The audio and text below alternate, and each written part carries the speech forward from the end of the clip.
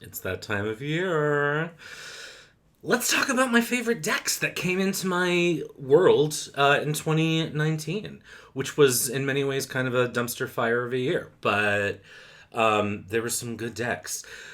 And a girl loves some good decks, you know what I'm saying? These are not all decks that came out in 2019, and many of them did not come out in 2019, but they arrived in my life in 20. Did I say 2018 just now? 2019. Cut. 2019. These are decks that came into my life in 2019. And let's jump in, shall we? I don't even know where to start. Oh my god, there's so many things. I have so much stuff in front of me. Let's talk about Friends for a minute. So, Elron, Space Between the Notes, came out with his Spirit Doodle cards this year. And I have the cards over on my table, but I pulled the book because while the cards are rad and his keyword choices are dope, this golden nugget here is one of my favorite things of the year. This may be the best guidebook for any Oracle deck I've ever encountered. And I think you should run out and get it. Now, if you get the deck, I hate when you hold up something light and it fucks with the light. If you get the deck, you will get a digital file, I believe, of the guidebook, which you can have printed by Lulu. And I recommend that you do because it's so good. And I did a walkthrough and an unboxing of the book and the deck. But what I think is so glorious about this magical experience is the word experience. And so what he does, of course, is he has a card, and so card 19 is own your power. Thank you. And so you get some quotes from people who have been influential or who embody the idea of that for him. So here, Soledad O'Brien, for example, is one. He describes his sort of feelings and experience of it, sort of what you might get when you work with the card. But then there are these experiential items that go along with it. And so you'll get a prompt like don't be afraid of yourself or what you know, of what you can do. Keywords, shadow, emotion when you get the card, motion to develop, affirmation, self-care activities, music, Don't Rain on My Parade from Funny Girl, Defying Gravity from Wicked, yes, thank you, The Greatest Love of All by Whitney Houston. And so using this, just pulling a card, you could create a whole afternoon of exploration of that energy for yourself. And I think that is pretty fucking genius. And I say bravo. Yeah, let's dive in. Another gift was the Arcos Tarot by Carmen Sorrenti, which is published by Arnel Ando, and beautiful. I did a walkthrough of this. It was not a deck that was on my radar. This was gifted to me by Arnel. And it is one of the coolest decks ever. The art is breathtaking and just gorgeous. The titles are a little small, and I'm not wearing my glasses, so I can't read them to you. But they're great, and you can watch the walkthrough. This one I actually can see. It's 5 of coral, because I can see the black text on the white background. So go me. Hermit. I love, and I have not used this much, I will say. This was not a year for a lot of readings for me, weirdly. I did a lot of work, but I didn't really push the boundaries of my business too much. But 2020, man, to spiral. So you can see the art style actually varies from the trumps to the courts to the minors, and I'm not mad at it because I love, and I say this all the time, I love a handmade feeling to a deck. And oh my god, look at this one. What? Come the fuck on. That's Beyonce. It actually does look like Beyonce. Anyway, I think this is gorgeous. Gorgeous, gorgeous deck. And it's having a moment, too, right now, which I think is kind of rad. It's not kind of rad. It is, in fact, rad. So take that. I love that so much. I usually do these videos, and, I feel like they take longer than what I'm doing right now. But We're not gonna judge, guys. We're not gonna like beat ourselves up in 2020. Oh, that's the other thing. Speaking of Beyonce, 2020 for me is all about like, thank you, owning my power. Card 19 here.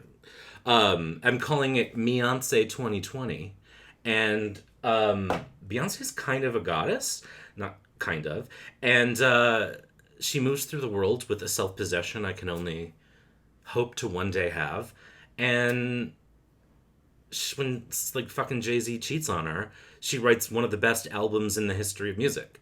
So take that. So that's my thing for 2020. Beyonce, baby. This is the Tarot de Saint Croix. I got this at the Reader Studio. I had heard of this and never really looked at it, and I don't know why. Like, but one thing that I have found about going to the Reader Studio, the 2 times I've been there, is that when I'm there, a deck arrives into my life, and it was the right time for it. And it's never a new deck in particular. And so the first year I went, it was the Japaridza, which I got sort of as a second choice to something else, and that was sold out. And then I got it and worked with it for Benabel's brilliant past life slash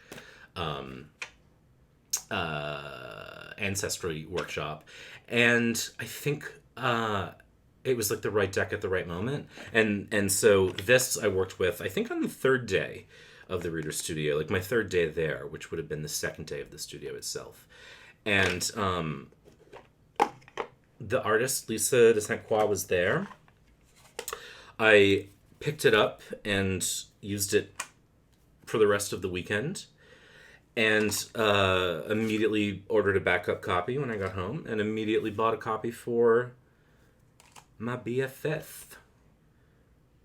I love this deck so much.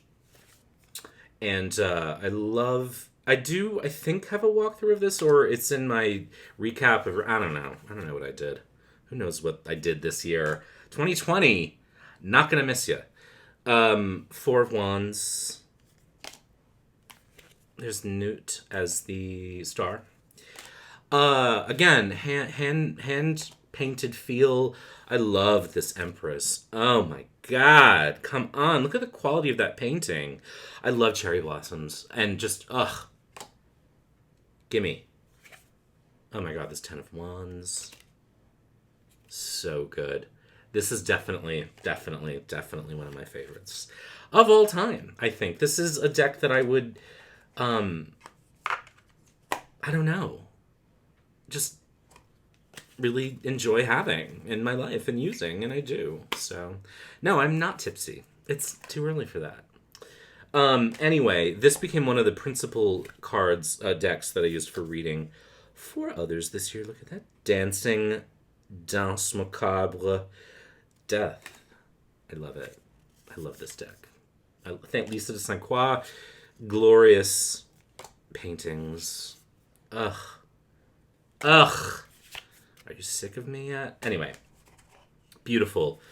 There are so many cards. Like, I feel like I just want to sort of walk through it again, because it's been a hot minute since I've looked at it. I think there are a lot of self-portraits in this deck too, which I think is cool. But it is representational. It's got times and spaces and places, and I think it's just I think it deserves all the attention. I love this Lovers so much. So fucking good. Troll doll. Loved troll dolls when I was a kid. They were like my jam. Yeah, so that's Tarot de Saint Croix by Lisa de Saint Croix. And you should get it right now. I don't care if I'm being enabling. Tough crap. This is a deck I'm going to show you now because it's sort of semi-related, which is that I was lucky enough to spend time at the Reader Studio with Ethany, who we read for each other for two of the workshops, actually. I used Tarot de Saint Croix, and she used the Dark Manse. And it wasn't... I mean, I remember when it was like being funded and coming out, the first edition, and I remember thinking like, oh, that's so cute. And I was like, it's cute. And I don't do cute. 2019, I did cute. So I wound up like getting it, like wanting to get it and then not getting it and being like, I should get it. It's expensive. I want it. I don't want it. I mean, I always wanted it, right? Um, and then I went to order it and it was sold out. But then almost immediately they had a new printing, so slay. And it's fun. I mean, I did a reading for someone with it and they actually cried. So I don't feel like it's just cute. Of course, you know, readings always have a way of kind of touching things we're not expecting, which is kind of the point. But that's by way of saying, you know, it wasn't just, it's not just a sort of cute moment. It's got life to it. I just actually get distracted when I do videos this way because I want to look at the pretty cards and I'm talking to the pretty people. So the Dark Manse, like, totally down.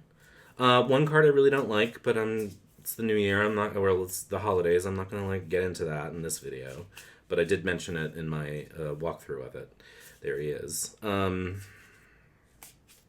It's unfortunate, but you know, what are you gonna do?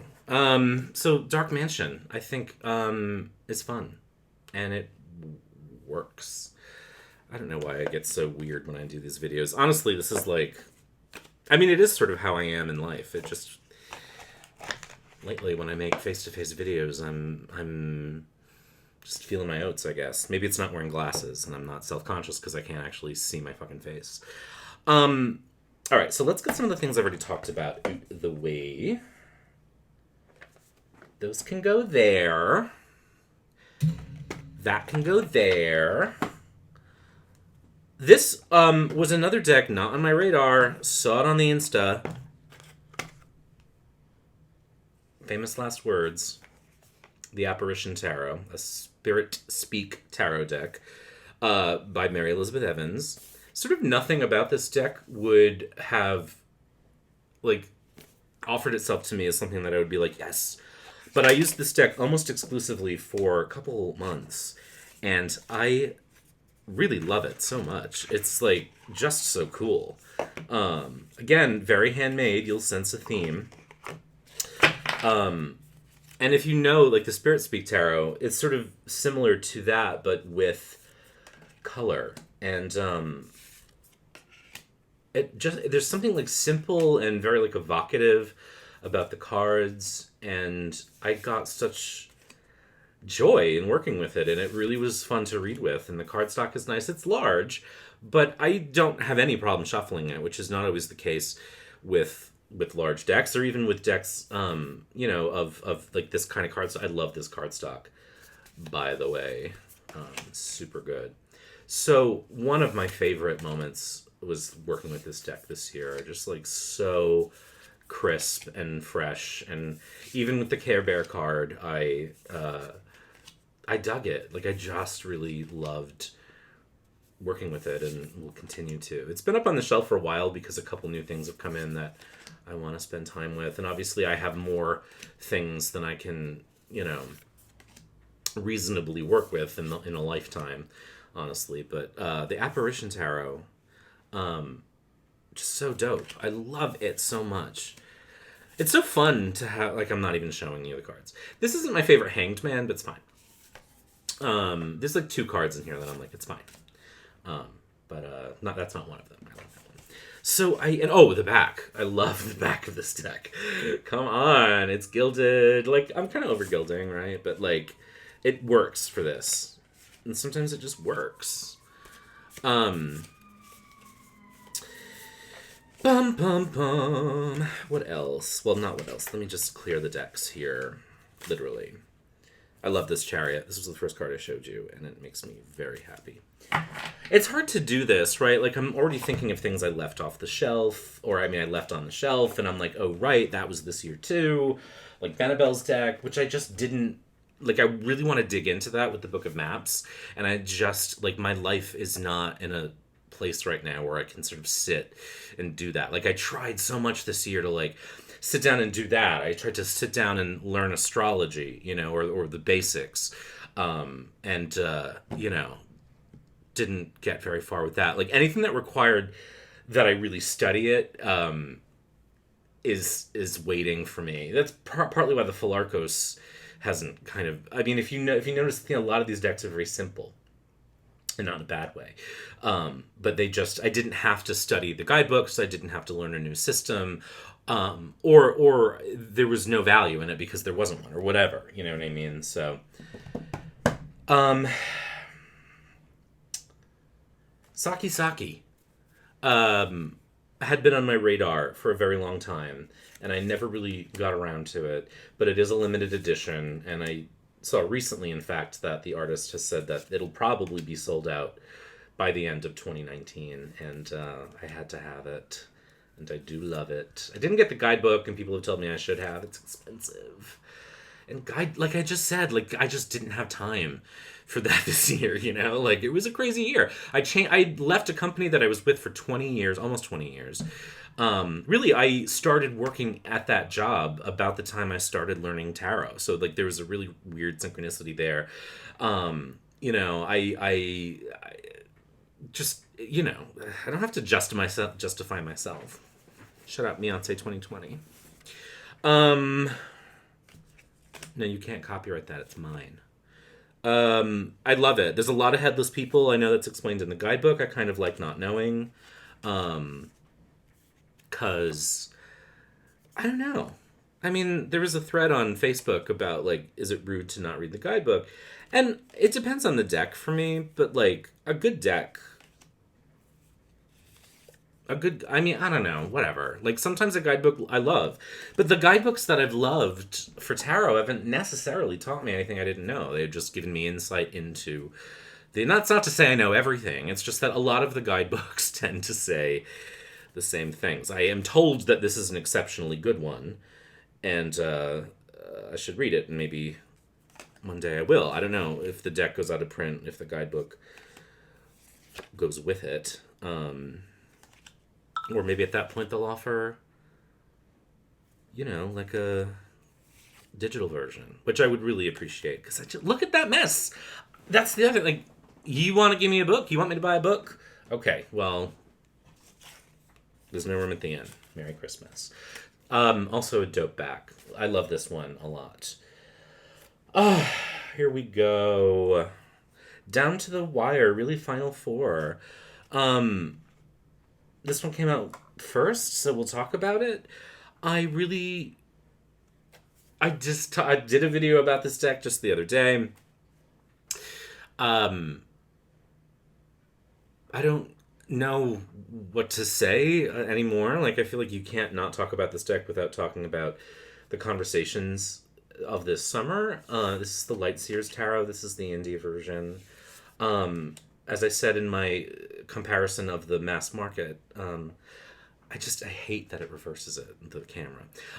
As I said in my comparison of the mass market, like I think the conversations that were happening were necessary. I think there was a lot of anger and a lot of hurt, and that is tough to work through. There's a lot of trauma that a lot of folks are feeling. And I worried that this deck would only be known for that.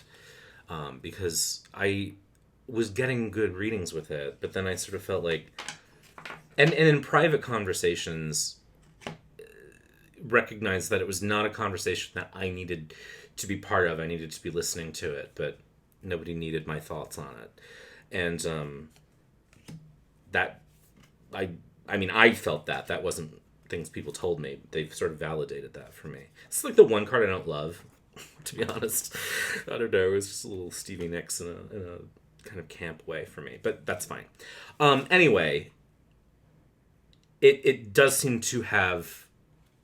Well, I think so. I think that those conversations were sort of bubbling in the background for a long time. We've had a lot of, and I have been responsible for instigating in some cases conversations. And sometimes not necessarily the most productive ones. We're all learning. I think the conversation now goes from like diversity, which we're seeing more of, to accurate representation and inclusion.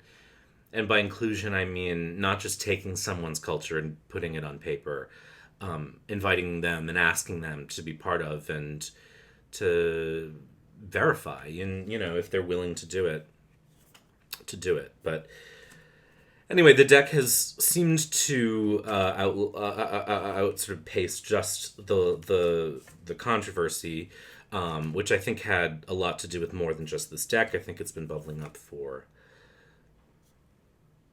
the history of colonialism, essentially. I mean, we've done a lot of awful shit on this planet.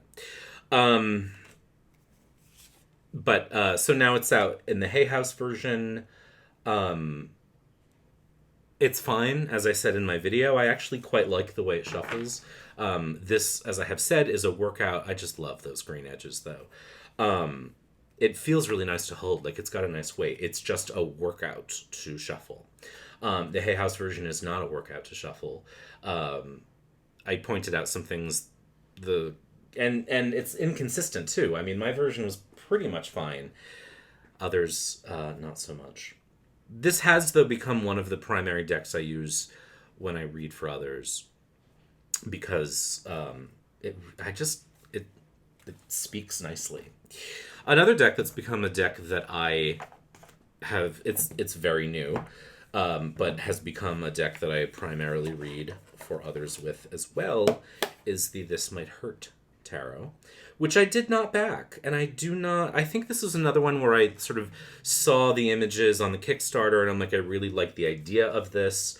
It's a little, like, cute, again, stylistically, for me. And then I started seeing folks, I guess there was a batch that, find a spot. There was a batch that had come to the artist, and some of the backers got early copies. I'm drifting. And I started seeing it in readings, and I said, that's not too cute, and I actually really like it. And when I have done readings for folks, this reminds me of one of my favorite people on the planet. I've gotten really good feedback, so people really like it, and the feedback, I hate doing it this way, the feedback has been really great, even just on posting on Facebook and Instagram. I love, this Two of Cups is one of the main reasons why I got the deck.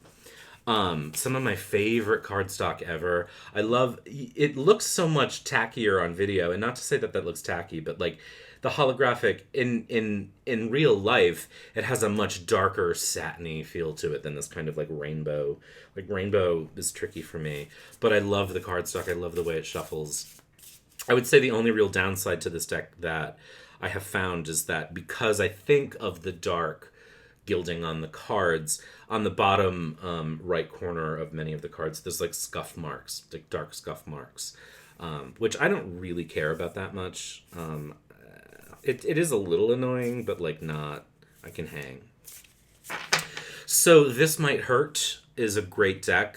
I really wish I could remember why it was called that, if I ever knew. I'm not mad at it. It just sort of, initially I thought, oh, I mean, a tarot reading might hurt, so I feel like that makes sense in that way, but I was sort of like, why that? The next have I done all of these? The next to the last one is one that is not available yet, but conversations are happening, and it might be. And I had to include this because not only did I get a great deck, I got a great friend out of it. And so this is the Ocean Dry Tarot by my friend Colin.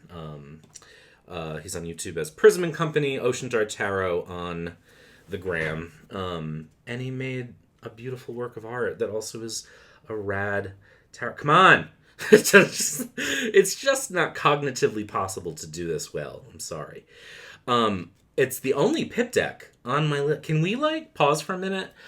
There's a lot of fucking Rider-Waite-Smith going on here. And there was almost a couple others I brought down. Like, what's going on? I don't know. But this is a pretty special one, to be sure. Colin reached out to me, or sort of, sometime in spring, and said, hey, I'm almost done with this deck, and I think you might like it, and would you follow it on Instagram, and I looked at it and I said, "Oh, hell's yes, Liz Lemon," and it just kept getting better, honestly.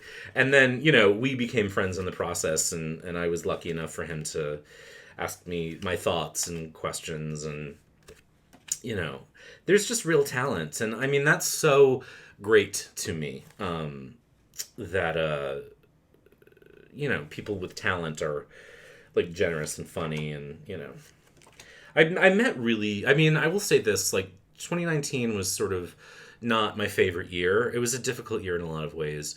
But I met really great tarot people this year, I have to say. And like that part of my life, this part of my life was one of the best parts of this year. So from Colin to my friend Silvarius to folks at the Reader Studio, getting to, like my friend Liz and I got to spend a lot. We drove together. Well, she drove, but I drove with her. I sat, I baked muffins, and we went to the Reader Studio together, and hanging with her and Veronica Jude, Lisa, Mindful Tarot. I mean, so many folks, watching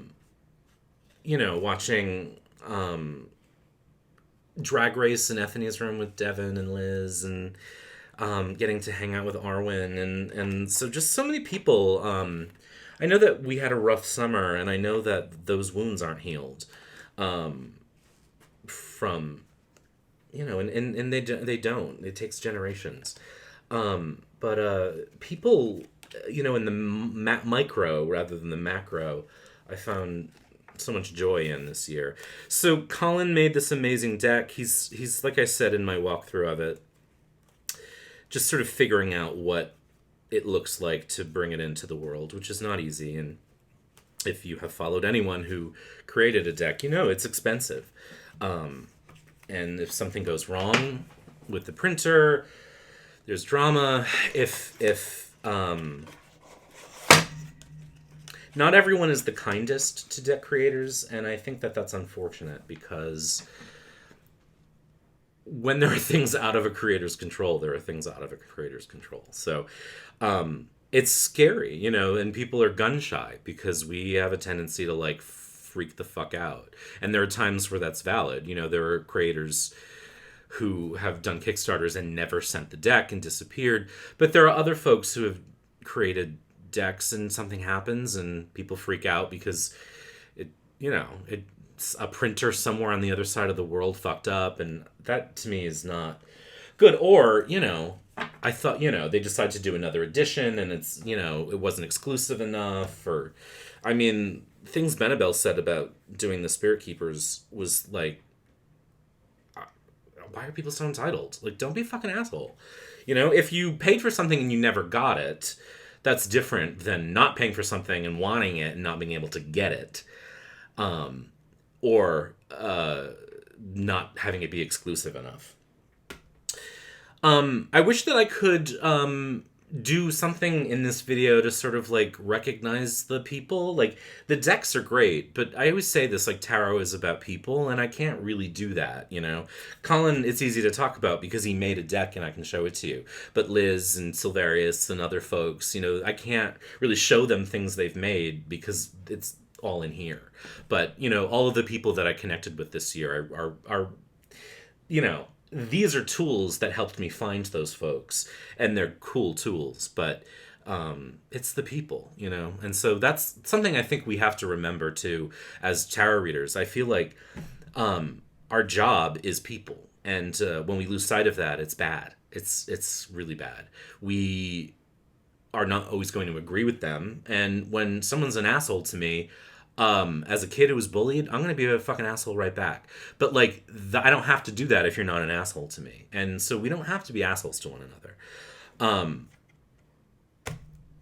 So don't be an asshole to each other. Like, just not. Like, and by saying that, I'm not, like, tone policing. I'm not saying that something unjust or appropriative or racist or whatever has happened, or that the feeling of that is there and it needs to be addressed. I'm saying, like, the comments of, like, you look fat in that video, or I don't like this and I don't like you. You know what I mean? Like, or just dismissing someone as, I I don't know what I'm saying. Just don't be an asshole. There are times where justice is right, and there are times where it's just being an asshole. I have one more deck to show you. And it's a special one, because I made this motherfucker. And it was a fever dream. And it was a highlight of the year. And it was the thing I always wanted. And it was, in part, an act of embracing imperfection, which is a thing that I am not excelling at, or I haven't in life. Perfectionism has kept me from doing a lot of things. It's often an excuse that I use to not do things. And one of my favorite writers about writing, Anne Lamott, talks about perfectionism and how it's the voice of the oppressor, and that it will keep you stuck your whole life. And she says, we're running across the river trying to hit each stone perfectly, so that we land right and we don't ever have to die. But there's a whole lot of people out there who are running and they're not even looking where they're going, and they're doing just fine.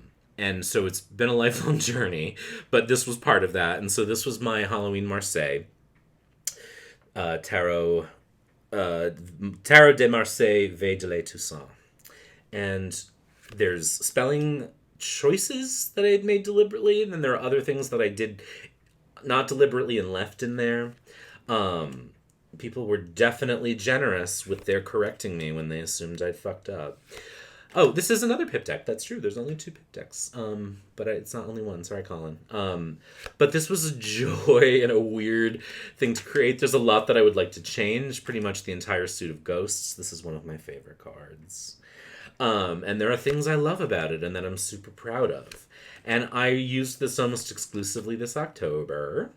And it has become a very good friend. And I love it. And I'm really proud of it. And if you want it, you can get it. It's on Game Crafter. The quality is actually really good.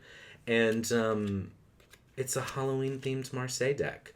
Which is kind of weirdly anachronistic because Halloween isn't that big a thing in France. In fact, when I was trying to find a French word to use, what I really had to settle for was All Saints. Because it's like the French word for Halloween is Halloween. It's not,